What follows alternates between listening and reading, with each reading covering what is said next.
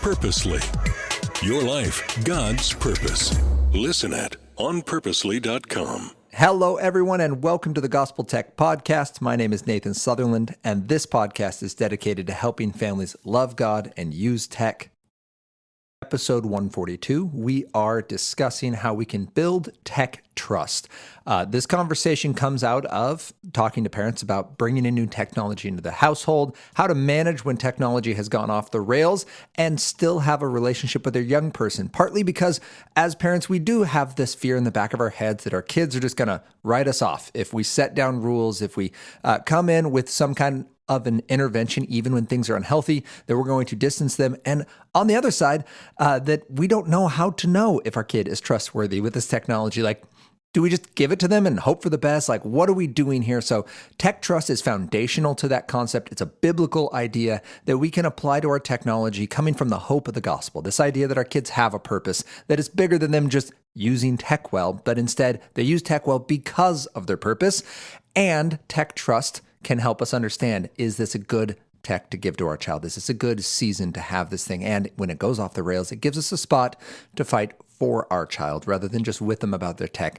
So we can continually move them towards their greater purpose rather than just away from the bad stuff in the tech world. So that's today's conversation. At the end of the day, we'll have a very practical idea, both on new tech, how do we kind of assess when it's a good idea, and to talk about our tech trust foundational work in our own family. So with no further ado, let's get this conversation started. Welcome to the Gospel Tech Podcast, a resource for parents who feel overwhelmed and outpaced as they raise healthy youth in a tech world. As an educator, parent, and tech user, I want to equip parents with the tools, resources, and confidence they need to raise kids who love God and use tech.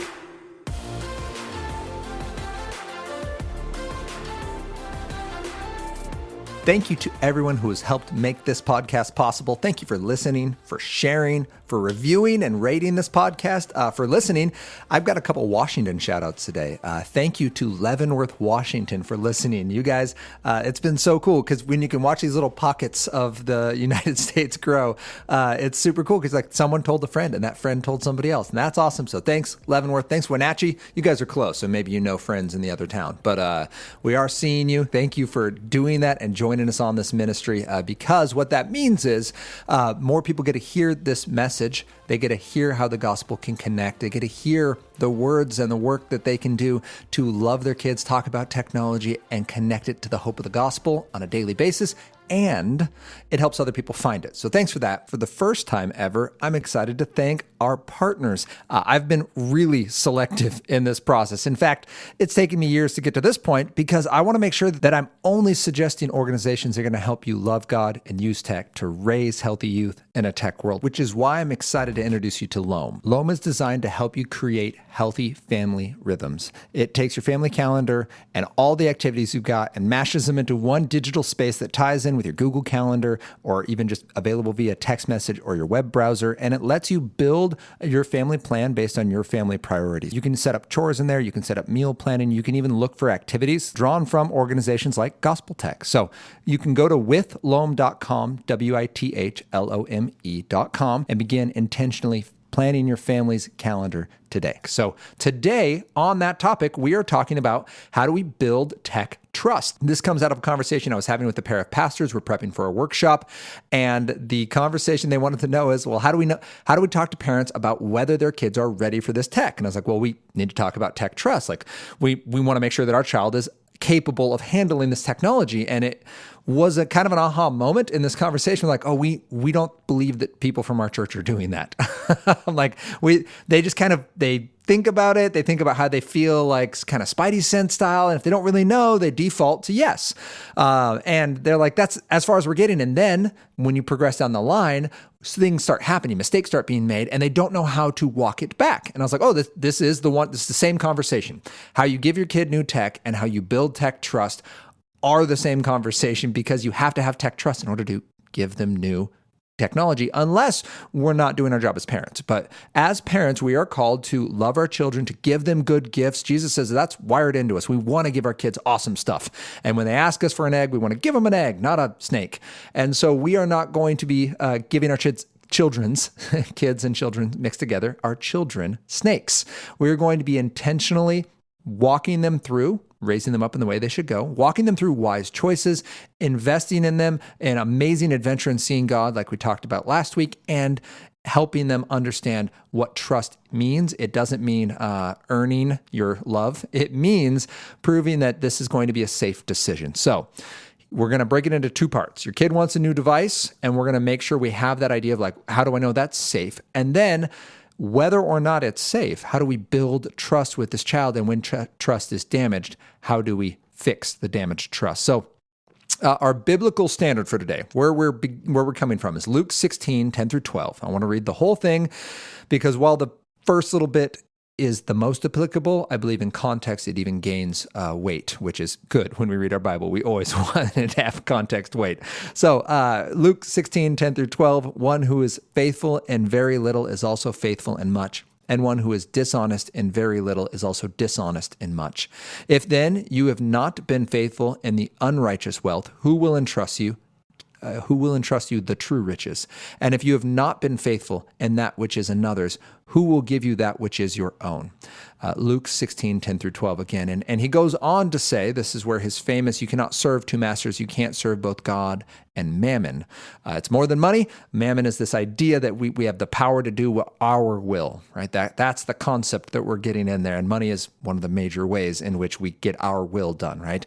Is we can pay for it, especially in America. And so in this context, tech often promises to do our will, right? If we just give it our time, our attention, our money, then we will be famous or be likable or be successful or get that promotion or get married to that person. Like if we just get on there, then everything will go right. And we need to make sure that that's actually what we're looking at. When we look at our children, we say, son or daughter of mine, the reason we have standards in our family, the reason we have expectations for you that include your schoolwork and your treatment of friends and your personal well-being and health and your sleep habits and your attitude and your investment in this family and your joy and what you enjoy outside of this piece of technology. The reason all that matters is, why are you using the tech? Well, the easiest way to look at it is, are you looking to that tech to satisfy you? Do you think that video game or that social media or that show or that music is going to be the thing that actually brings you peace and hope? And if you do, then you're treating it like mammon. And we have a heart issue to redirect. I need to point you back to the hope of the gospel. And you're not going to get that hope if you are getting reps at serving this thing and doing what it tells you to do for joy and hope. So this is our foundational piece because we build in the tech trust conversation, we make sure that we're trustworthy with little things, with day-to-day, in and out, practical pieces. And then as we build those up and as we can have the conversation with our child of, hey, do you see how I can trust you with these smaller things? That means I can trust you with bigger things. Jesus even says here, right? I'm going to trust you with a borrowed thing. You're going to use a family computer. You're going to use my smartphone, right? Like we're going to do these small pieces first. And as you prove faithful in those, as you prove trustworthy in those, then I'm not having to police you. It's not my job to catch you doing wrong things. It's my job to encourage you and help you be safe and well. And so, yes, we're going to have accountability, but it's not to stalk you on the internet because I trust you. I'm giving you access to the internet. So use it well. Let's talk then about our kid wants this technology. What do we do with it? We're going to start with a safe tech check. There's 3 pieces to know. When your kid says, I want a smartwatch, I want a smartphone, I want a video game, I want the social media, I need these things to belong. That's a lot, especially, if they're anywhere from 5 to 17, right? That's a big conversation to have. And we're going to start first with assuming it hasn't been given yet. Okay, that's the first part. We will end with what happens if I've already given it. So first is we need to ask, is it safe? And I'm going to break it down to simply this. Is it drool tech? Because drool tech, you have tool tech and drool tech. Drool tech helps us consume, and it's designed differently. It's designed with a goal of its own to take your time, your focus, and your money. So if you have technology that is drool tech, just know it's going to fight your child's will. Your child will want to do what you said, but drool tech is actively encouraging them to not listen. Now, they can be mature. They can be set up for success. There are still ways to use drool tech, but we need to go in eyes open. That's very different. So if you have something like a Gab watch, it's a dumb watch. It does only what a dumb watch can do. It keeps time. It calls a limited number of contacts, and it receives text messages, no images. Very simple piece of technology. That's not drool tech. It doesn't do anything other than the function of a phone on a watch. However, there are things that might be drool tech on, say, like a Apple smartwatch, right? Maybe there's apps on there they can get or games they can play. Just know that that can be part of the conversation. Then second, does it have a web browser? Third is, does it have an app store? Fourth is, does it interact with strangers? And fifth is, can it be held accountable? Again, Apple products, their goal is security and privacy. They will even fight the U.S. federal government on that. So they don't want that last one. If it's not accountable. If you have an iPhone, there's a really good chance that device is very, very difficult to make accountable, and you're taking additional steps to try to at least bring it up to par with other devices. That's the first thing is it safe? Then we go, all right, we've confirmed it's safe. We know it's drool tech, but the other four is no browser, no app store, no strangers, and it's easy to hold accountable. That's our best case scenario, right? I guess best case would be it's tool tech and the other four. As those build, you go, all right, is there an app store? Can it be locked down? Can it actually be locked down? Is there a web browser? Can I actually help hold that accountable, or is it just a wide open internet? Are there safety settings? Are there privacy settings? We have to do the legwork. And if you're hearing this thinking, I don't know that I want to do that, or I don't feel comfortable doing it, then don't get your child that device. Because this is a major part of being in this relationship, is understanding how to keep your child safe in that relationship, right?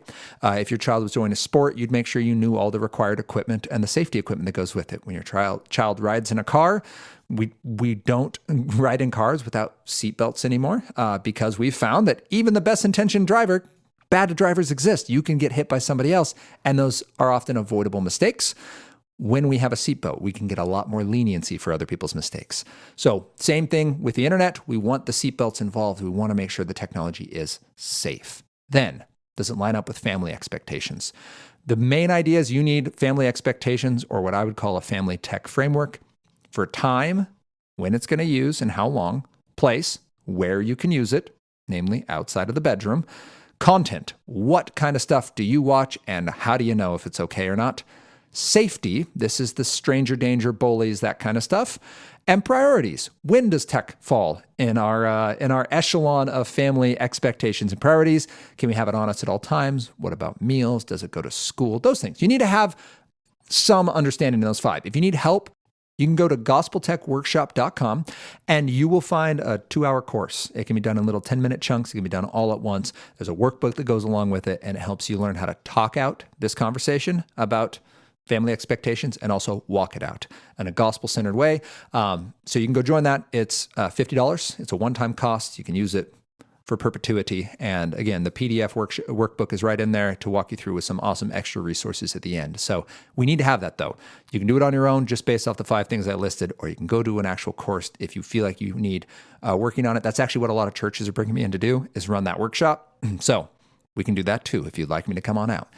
Third thing we do is ask, does this, so we know it's safe, we know it fits our family expectations, does it line up with my child's goals and purpose? Will this tech improve or impair their health? That's the reset part. Will this tech help or hinder their ability to be present where God has placed them?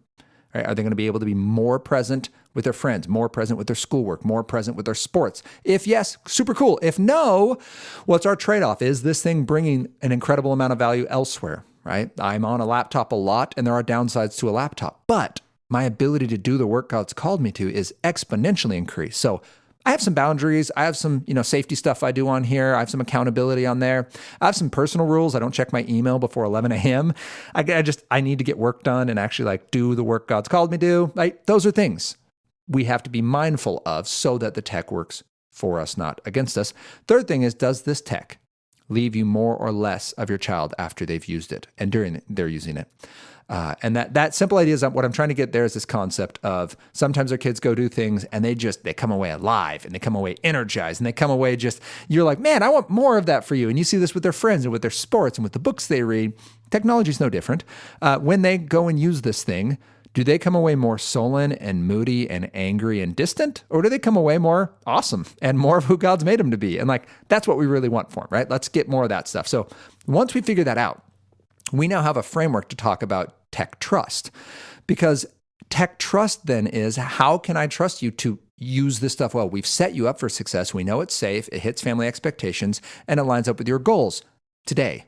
But that's not static forever. Like your child's interests are going to grow and they're going to get curious and they're going to have friends and they're going to run out there in a digital world that's connected to the interwebs and they're going to find out information. So rather than trying to lock their life down, which isn't how God has ever treated us, we instead have to make sure that the trust is there, the maturity is there, and we start, as Jesus mentions, with the little choices. And that is where we're going to be picking up this conversation. Today's conversation is setting that stage for, as I mentioned, this is a two-part conversation. So the first part, today's, is really that big picture look at, all right, how do I even talk about technology with my child? How do I make sure it's safe? How do I make sure it fits family expectations? How do I know that it fits my child's purpose? That's first and foremost what we need to do, because the most trustworthy kid on the planet should not be given a snake of digital technology, something that's going to be unhealthy and unsafe for them. It's either beyond their kin, it's outside their age and scope, or it's just not a good decision for anybody to use.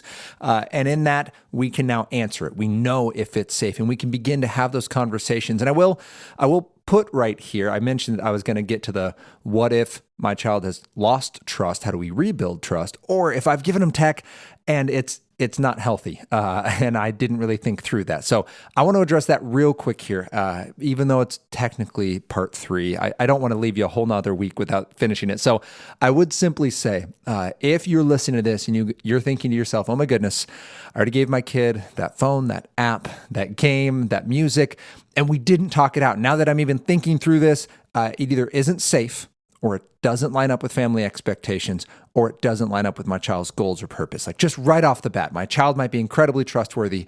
They might be doing an amazing job, but those 3 things don't work. We do, as parents, have to own those decisions. This is part of raising our children up in the way they should go. This is an opportunity to exhibit the gospel in action, because the gospel is this premise that we're sinners in need of a savior, and that we need to show our kids that we also need a savior. We're not right all the time. We're not Jesus. We're not telling our kids, why don't you quit making mistakes so you can be more like me? We're saying, hey, you're going to keep making mistakes because you are like me. And this is what it looks like when we make mistakes. This is how we repent well. This is how we turn away from our wrong direction and go back to the path that Christ has called us to. And you, parent, may have to go to your child and say, I know I gave you that smartphone for Christmas. I know I purchased you that video game. I know that I got you that album and like we were on this. And I just recognize that this is not at all what our family stands for or what's helping you or even a safe thing for you to use. I need to make this new choice, right? And you can walk through whatever that choice might be. Maybe it's changing the days they use it. Maybe it's changing out one album for another. I don't know where you're at, but you do have to go in conversation. You do need to approach your child in humility. Even though you're the parent, that means you're the one making the decision. This isn't up for debate, but you did make a mistake at this point, and you need to own that and show your child what that looks like. It doesn't mean you can't go and make things right? You can now lovingly and intentionally step in and intervene and remove that which is unhealthy or unsafe. So that's a huge part of building trust, because what you now have is a relationship. Relationships are foundational for trust, especially in tech trust, and your child will see that you are loving them in this. You are not doing this because you're mad at them or trying to teach them some kind of lesson that they will learn eventually when they grow up and look back and respect you for it. Instead, they are going to recognize now that this is what the love of Christ looks like, intervening in brokenness and in decisions. Even when we're the ones implementing it, we go in, we say, I'm sorry, and as Mr. Rogers would say, how can I help? So that is, if you're hearing this, I hope that gives you that next step to begin a conversation with the spouse, with the child, maybe even with your own tech use, and acknowledging that to your own family. I don't know what your situation might be in that, but I pray that this is encouraging in that it's empowering, that you hear how you can do this in your life and implement what the Lord is asking you to do in living out the gospel in your tech lives. I hope if it was encouraging, you'd be willing to share it with somebody. You'd tell them about this conversation, share this episode of the podcast with them, and that you would join us next week as we continue this conversation about how we can build tech trust and how we can love God and use tech.